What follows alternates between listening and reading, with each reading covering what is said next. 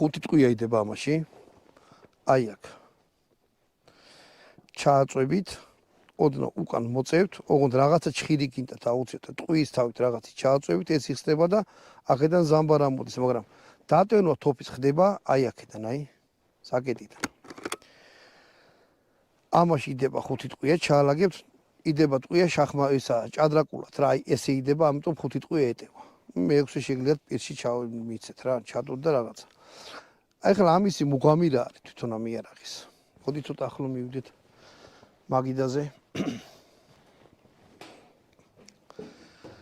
სროლის დროს ტყვიები თუ გაგითავდათ. აი ხლა გათავდა, ხო, მეტი აღარ არის. ნახეთ როგორი სიტუაციაა, რომ გამოწიეთ. ომია, ხო? და ისევ.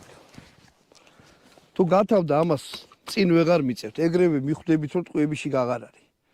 მოსინის კარაბინს მაგალითად ეგერი არა აქვს რა, ტყვიებიც თუ გათავდეს და დაატკაცროთ, ამას ვერა. თუ გინდათ რომ მე ეს წინ მიწიოთ, აქ უნდა დააწვეთ აი ჩხის, აი ესე და მე მიდის წინ. აი ესეთი რაღაცა. ანუ გამოწიეთ ბოლომდე წინ აღარ მივიოთ თუ გათავდა ტყვიები. აი ეგ აქ ამას თავის მუღამი. კიდე მოსინის იმას შევადაროთ, იმიტომ რომ მაშინ საბჭოთა არმია იყო მოსინის კარაბინებით შეერაღებული. აი მაგალითად